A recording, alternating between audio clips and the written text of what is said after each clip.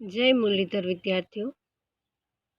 ધોરણ 12 વિષય સમાજશાસ્ત્ર, પ્રકરણ 10 સામાજિક સમસ્યાઓ. તો વિદ્યાર્થીઓ, આજે આપણે સમાજશાસ્ત્રનું 10મું પ્રકરણ સામાજિક સમસ્યાઓ કે જે આપણા સમાજમાં ઘણી બધી સમસ્યાઓ છે તેમાંથી થોડી સમસ્યાઓ વિશે આપણે આ પ્રકરણમાં ચર્ચા કરવાની છે.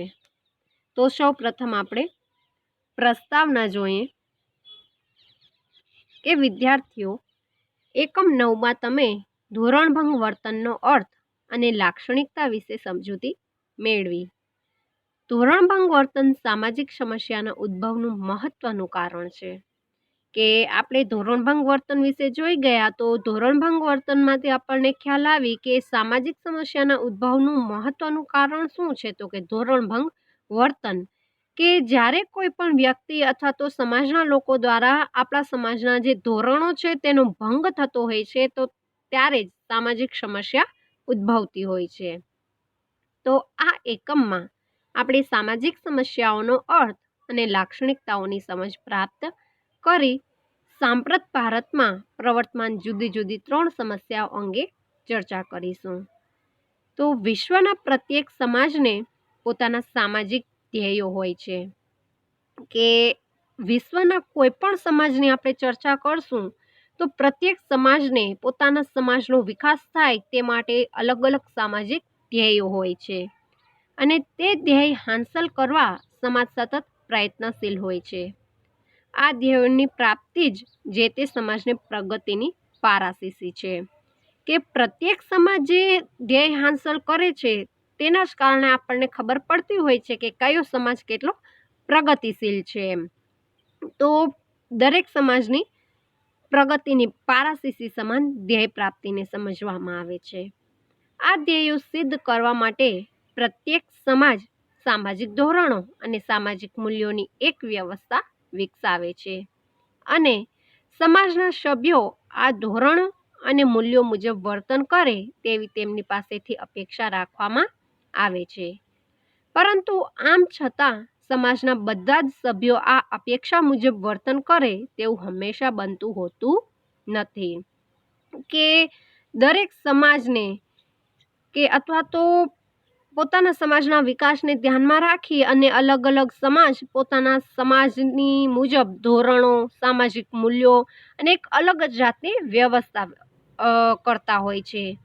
પરંતુ સમાજના ઘણા બધા એવા સભ્યો હોય છે કે જે ધોરણો અને મૂલ્યો મુજબ વર્તન કરે એવી એમ કે સમાજ અપેક્ષા રાખે છે, પણ ઘણી બધી વખત ઘણા બધા કારણોસર સમાજના સભ્યો દ્વારા એ ધોરણો મુજબ અથવા તો એ સમાજના જે મૂલ્યો છે તેના મુજબ વર્તન થતું નથી.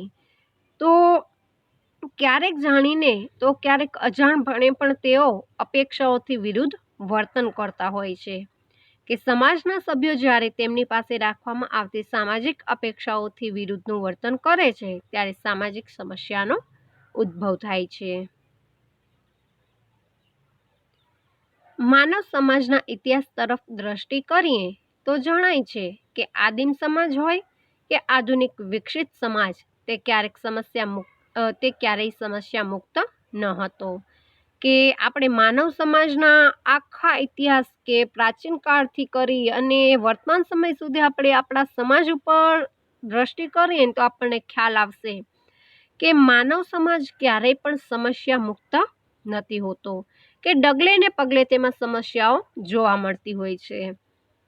કે જેમ જેમ યુગો બદલાતા ગયા તેમ તેમ સામાજિક સમસ્યાઓનું સ્વરૂપ પણ બદલાતું ગયું છે.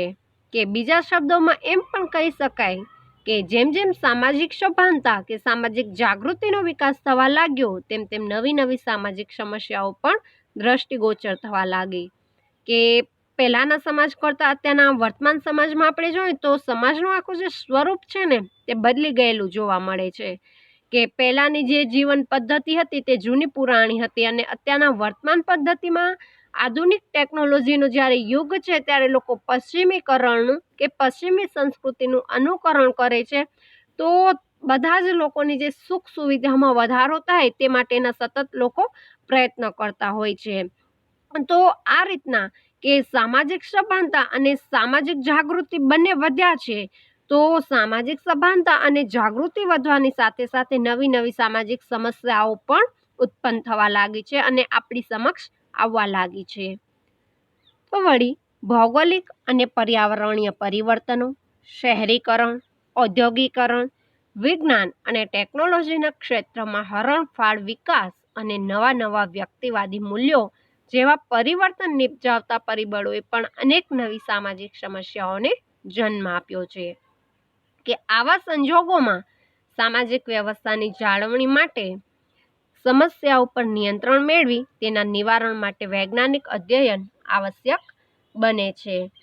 કે ખાસ કરી અને આપણો જે ભૌગોલિક પરિસ્થિતિઓ હોય છે તે ભૌગોલિક પરિસ્થિતિઓ અને ટેકનોલોજીના વિકાસની સાથે સાથે કે નવા નવા જે વ્યક્તિવાદી મૂલ્યો અને કાયદાઓનો પણ વિકાસ થતો જોવા મળે છે, ત્યારે પરિવર્તન જે આવતું જાય છે આપણા સમાજમાં, એ પરિવર્તન દ્વારા જ નવી સામાજિક સમસ્યાઓ ઉદ્ભવતી હોય છે. તો એ સામાજિક સમસ્યાઓ જે ઉદ્ભવે છે તેના દ્વારા સામાજિક વ્યવસ્થાની જાળવણી કરી અને સમસ્યાઓ પર નિયંત્રણ મેળવવું, અને એ પણ વૈજ્ઞાનિક અધ્યયન દ્વારા આપણે નિયંત્રણ મેળવી શકીએ તે ખૂબ જ આવશ્યક છે. ત્યારબાદ આધુનિક સમાજશાસ્ત્રના વિષય વસ્તુમાં સામાજિક સમસ્યાનું વૈજ્ઞાનિક અધ્યયન નોંધપાત્ર મહત્વ ધરાવે છે. સામાન્ય રીતે સમસ્યાઓ પ્રત્યે સમાજના જુદા જુદા વર્ગોના લોકો ધૃણા કે ઉપેક્ષાની દ્રષ્ટિએ જોતા હોય છે, પરંતુ સમાજશાસ્ત્રીઓ આવી સમસ્યાઓનું પૂર્વગ્રહ રહિત વિશ્લેષણ કરી તેના કારણો અને પરિણામો શોધવામાં પોતાનું ધ્યાન કેન્દ્રિત કરે છે. કે સામાન્ય રીતે આપણે જોઈએ તો સમસ્યાઓ પ્રત્યે દરેક સમાજ અથવા તો જુદા જુદા જે વર્ગોના લોકો હોય છે તેમની તૃષ્ણા કે ઉપેક્ષાની દ્રષ્ટિથી જોતા હોય તેવું આપણને લાગતું હોય છે, પરંતુ સમાજશાસ્ત્રીઓ જે છે તે આવી સમસ્યાનું પૂર્વગ્રહ રહિત વિશ્લેષણ કરતા હોય છે. કે પહેલાના જે કોઈ પણ પૂર્વગ્રહના વલણો હોય છે એ ધ્યાનમાં નથી લેતા, તો તેના કારણો અને પરિણામો શોધવામાં જ માત્ર ખાલી પોતાનું ધ્યાન કેન્દ્રિત કરતા હોય છે. કે સમાજશાસ્ત્રમાં સામાજિક સમસ્યાઓને સમાજના પ્રવર્તમાન સામાજિક ધોરણો અને મૂલ્યો સામે પડકારરૂપ પરિસ્થિતિઓ તરીકે ગણવામાં આવી છે. સમાજશાસ્ત્રીઓ અન્ય સ્વરૂપના માનવ વર્તનોને જે રીતે અભ્યાસ કરે છે તે જ રીતે વૈજ્ઞાનિક દ્રષ્ટિબિંદુથી તેઓ સામાજિક સમસ્યાઓનો પણ અભ્યાસ કરે છે. કે તેમનો મુખ્ય હેતુ સામાજિક સમસ્યાઓના કારણોની સમજ મેળવી સામાજિક વર્તનના અન્ય ક્ષેત્રો સાથે સામાજિક સમસ્યા શું અને કેવો સંબંધ ધરાવે તેનું વિશ્લેષણ કરવાનો છે. તો હવે આપણે સામાજિક સમસ્યાની વ્યાખ્યા જોઈશું કે સામાજિક સમસ્યા એટલે શું. વિદ્યાર્થીઓ, સામાજિક સમસ્યાના પરિચયમાં આપણે જોયું કે કોઈ પણ સમાજ સમસ્યા મુક્ત નથી, એટલે કે બધી જ સમાજોમાં કોઈને કોઈ જાતની સમસ્યાઓ આપણને જોવા મળે છે. પ્રત્યેક સમાજ કે રાષ્ટ્રને પોતાની આગવી સમસ્યાઓ હોય છે, પરંતુ આ સમસ્યાઓ હંમેશા એક સમાન જ હોય એવું જરૂરી નથી. કે આપણે કોઈ પણ સમાજ કે કોઈ પણ રાષ્ટ્રમાં દ્રષ્ટિગોચર કરશું કે નજર નાખીશું તો આપણને ખ્યાલ પડશે કે કોઈ પણ સમાજ અથવા તો કોઈ પણ રાષ્ટ્રમાં એક સમાન સમસ્યા હોતી નથી. બધે જ આપણને અલગ અલગ સમસ્યાઓ જોવા મળે છે. કે સામાજિક ધોરણો, સાંસ્કૃતિક મૂલ્યો અને પ્રાદેશિક વિશેષતાઓને કારણે એક સમુદાય કે રાષ્ટ્રની સમસ્યાઓ અન્ય સમુદાય કે રાષ્ટ્ર કરતાં જુદી હોવાનો સંભવ છે. આવી સામાજિક જટિલતાને કારણે સામાજિક સમસ્યાની સર્વસામાન્ય વ્યાખ્યા આપવાનું કાર્ય કઠિન છે. કે પ્રદેશ કે દરેક જે પ્રદેશ છે, રાષ્ટ્ર છે, એની બધી જ જગ્યાએ કે જે સામાજિક ધોરણો, સાંસ્કૃતિક મૂલ્યો અને પ્રત્યેક પ્રાદેશિક વિશેષતાઓ અને સમુદાયોને ધ્યાનમાં રાખી અને પ્રત્યેક જે સમસ્યાઓ છે અને પ્રત્યેક જે રાષ્ટ્ર છે તેના ઉપર પ્રત્યેક રાષ્ટ્રમાં અલગ અલગ હોય છે સમસ્યાઓ. તો પ્રત્યેક સમાજને આવી જે સામાજિક જટિલતા છે તેને કારણે સામાજિક સમસ્યાની જે સર્વમાન્ય આપણે વ્યાખ્યા આપવી હોય તો તે કાર્ય ખૂબ જ કઠિન અથવા અઘરું છે. તો આમ છતાં પણ જુદા જુદા વિદ્વાનોએ સામાજિક સમસ્યાઓના વૈજ્ઞાનિક અધ્યયન દ્વારા તેના સર્વસામાન્ય અર્થની સમજૂતી આપવાનો પ્રયાસ કર્યો છે. અમેરિકાની મિશિગન યુનિવર્સિટીના વિદ્વાનો રિચાર્ડ ડી ફુલર અને રિચાર્ડ માયર્સ કે અમેરિકાની જે મિશિગન યુનિવર્સિટીના વિદ્વાનો દ્વારા રિચાર્ડ સી ફુલર અને રિચાર્ડ માયર્સ દ્વારા વ્યાખ્યા આપવામાં આવી છે કે some accepts of a theory of social problems, કે આ એનું એક પુસ્તક છે some accepts of a theory of social પ્રોબ્લેમ્સમાં કે સામાજિક સમસ્યાની વ્યાખ્યા આપતા નોંધે છે કે સામાજિક સમસ્યા એટલે કે વ્યવહારના એવા પાસાઓ કે પરિસ્થિતિઓ જેને સમાજના કે સમૂહના નોંધપાત્ર સંખ્યાના લોકો અનિચ્છનીય ગણતા હોય. તો આમ રિચાર્ડ સી ફુલર અને રિચાર્ડ માયર્સ દ્વારા વ્યાખ્યા આપવામાં આવી છે કે સામાજિક સમસ્યા એટલે એવી સમસ્યા કે જેમાં વ્યવહારના એવા પાસા કે પરિસ્થિતિઓ કે જેને સમાજના અથવા તો કોઈ પણ સમૂહના લોકો દ્વારા અનિચ્છનીય ગણાતી જે બાબત હોય તે, કે સમાજના આ નોંધપાત્ર સંખ્યાના લોકો એવી માન્યતા ધરાવતા હોય છે કે આવી અનિચ્છનીય પરિસ્થિતિને નિવારવા માટે અને સમસ્યાના વ્યાપને ઘટાડવા માટે સુધારાવાદી નીતિઓ, કાર્યક્રમો અને સેવાઓની આવશ્યકતા ઊભી થાય છે.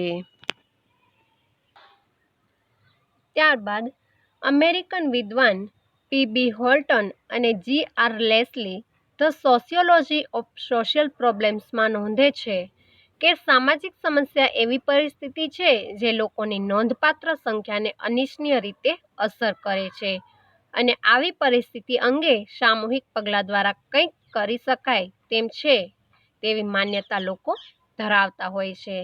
કે અમેરિકાના જે વિદ્વાનો છે પી.બી. હોલ્ટન અને જી.આર. લેસ્લી, તેમના મતે એવું કહેવું છે કે સામાજિક સમસ્યા એક એવી પરિસ્થિતિ છે કે જે સમાજના જે નોંધપાત્ર લોકો છે એને અનિચ્છનીય રીતે અસર કરતા હોય છે અને આવી જે પરિસ્થિતિ હોય છે તેના અંગે સામૂહિક પગલાં દ્વારા કંઈક કરી શકાય તેવી માન્યતા ધરાવતા હોય છે.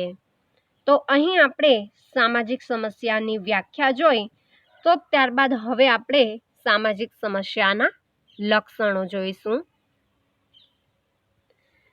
કે સામાજિક સમસ્યાની ઉપયુક્ત વ્યાખ્યાઓ પરથી તેની લાક્ષણિકતાઓ નીચે મુજબ દર્શાવી શકાય.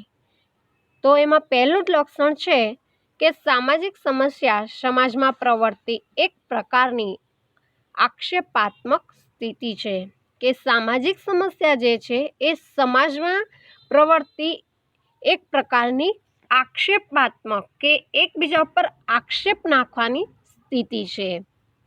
ત્યારબાદ બીજું લક્ષણ છે કે આ પરિસ્થિતિ સમાજના કે સમૂહના નોંધપાત્ર સંખ્યાના લોકોને અસર કરનારી છે.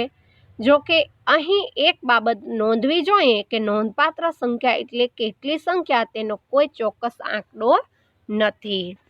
કે આપણે અગાઉ સામાજિક સમસ્યાની વ્યાખ્યામાં પણ જોયું કે સામાજિક સમસ્યા એક એવી પરિસ્થિતિ છે કે જે સમાજના માત્ર નોંધપાત્ર સંખ્યાના લોકોને જ અસર કરે છે, પરંતુ કેટલા લોકોને અસર કરે છે તેવી કોઈ ચોક્કસ સંખ્યા અથવા તો આંકડો નથી હોતો. ત્યારબાદ આ પરિસ્થિતિ નોંધપાત્ર સંખ્યાના લોકોને અનિચ્છનીય લાગે છે. કે સામાજિક સમસ્યાની જે પરિસ્થિતિ છે તે બધા જ લોકોને નહીં પરંતુ નોંધપાત્ર સંખ્યાના લોકોને જ અનિચ્છનીય લાગતી હોય છે. ત્યારબાદ કે આ અનિચ્છનીય પરિસ્થિતિને દૂર કરવા માટે કોઈને કોઈ સામૂહિક પગલાં ભરવા જોઈએ તેવી લોક લાગણી પ્રવર્તે છે. કે જે લોકોને સામાજિક સમસ્યા અનિચ્છનીય લાગતી હોય તેવા જ લોકો એવું ઈચ્છતા હોય છે કે એ પરિસ્થિતિને દૂર કરવા માટે કોઈને કોઈ સામૂહિક પગલાં ભરવા જોઈએ. ત્યારબાદ પાંચમું લક્ષણ છે કે આ પરિસ્થિતિ કાયમી નથી પરંતુ તેને દૂર કરી શકાય તેમ છે તેવી માન્યતા જોવા મળે છે. કે સામાજિક સમસ્યા જે છે તેની પરિસ્થિતિ કાયમને માટે સમાજમાં જોવા નથી મળતી, પરંતુ તેને દૂર પણ કરી શકાય છે.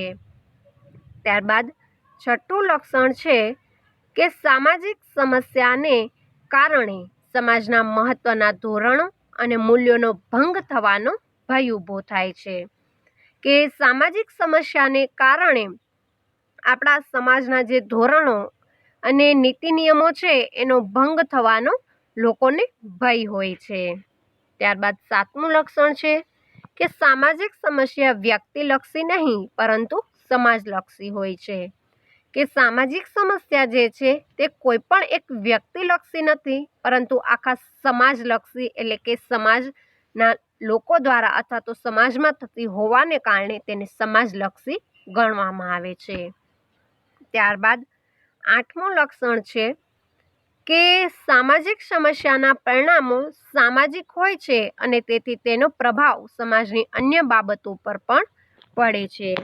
કે સામાજિક સમસ્યાના જે પરિણામો છે તે સામાજિક હોય છે, તેથી તેનો જે પ્રભાવ છે તે આખા સમાજની અન્ય જે બીજી બાબતો છે તેના ઉપર પણ પડતો હોય છે. જેમ કે ઘણી સમાજો જે છે તે ખૂબ જ પ્રતિષ્ઠિત સમાજ તરીકે ઓળખાતી હોય તો તે સમાજની પ્રતિષ્ઠામાં થોડો ઘણો પ્રભાવ પડતો જોવા મળે છે. ત્યારબાદ નવમું લક્ષણ છે કે સામાજિક સમસ્યા એક પ્રકારની સાપેક્ષ પરિસ્થિતિ છે. કે એનો અર્થ એ થયો કે એક સમાજમાં જે પરિસ્થિતિ સામાજિક સમસ્યા ગણાતી હોય તે પરિસ્થિતિ અન્ય સમાજમાં સામાજિક સમસ્યા ન પણ હોય. કે સામાજિક સમસ્યા જે છે તે સાપેક્ષ પરિસ્થિતિ માનવામાં આવે છે. કે એક સમાજમાં એને સમસ્યા ગણવામાં આવે છે તો બીજા સમાજમાં તેને સમસ્યા ન પણ ગણાય. તો આમ અહીં આપણે સામાજિક સમસ્યાના વિવિધ લક્ષણો જોયા. કે વિદ્યાર્થીઓ, સામાજિક સમસ્યા ગણાતી હોય તે પરિસ્થિતિ અન્ય સમાજમાં સામાજિક સમસ્યા. કે વિદ્યાર્થીઓ, સામાજિક સમસ્યાની ઉપયુક્ત લાક્ષણિકતાઓ પરથી આપણે સામાજિક સમસ્યા કોને કહી શકાય તેની સ્પષ્ટ સમજ થઈ હશે. હવે આપણે ભારતીય સમાજમાં જોવા મળતી જુદી જુદી 3 સામાજિક સમસ્યાઓની વિસ્તૃત સમજ મેળવીશું. તો આજે આપણે સામાજિક સમસ્યાની વ્યાખ્યા અને સામાજિક સમસ્યાના લક્ષણો જોયા. તો હવે પછીના વિડીયોમાં આપણે આપણા ભારતની જે સામાજિક સમસ્યાઓ છે એ સામાજિક સમસ્યાઓ વિશેની ચર્ચા કરીશું. અસ્તુ.